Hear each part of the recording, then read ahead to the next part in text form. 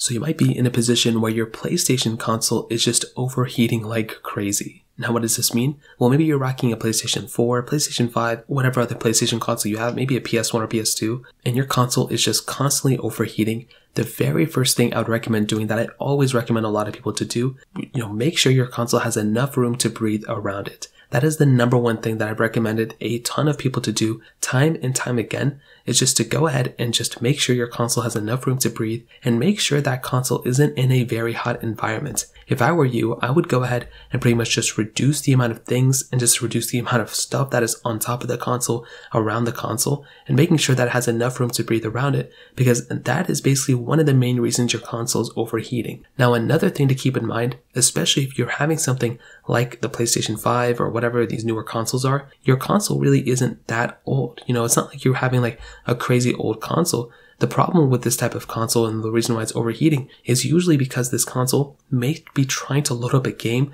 that is just way too complicated or just way too powerful, and it's kind of tuning the graphics and all that stuff kind of in the back end. But usually the reason why these consoles overheat, especially if they're newer ones, is because you may be rocking an older version of the operating system. So just go ahead and see if there's an update available for your specific console, and that is another thing you can try doing to improve the speed. Like I mentioned before, personally, whenever I've had any issues with my console, I would go ahead and update it, and that can help fix and alleviate a lot of those issues on the back end. So that is another thing I'd recommend doing there too. You can also try restarting your console, trying to go through and see if you can factory reset it after or before backing everything up. But those are pretty much the main things I would recommend doing. If you have any other thoughts or questions, let me know in the comment section below. Hit the like button, that would mean so much, but definitely hit that subscribe button. More importantly than everything else, I love every single one of you guys. Hopefully I'll catch you guys in the next video. Peace out till then.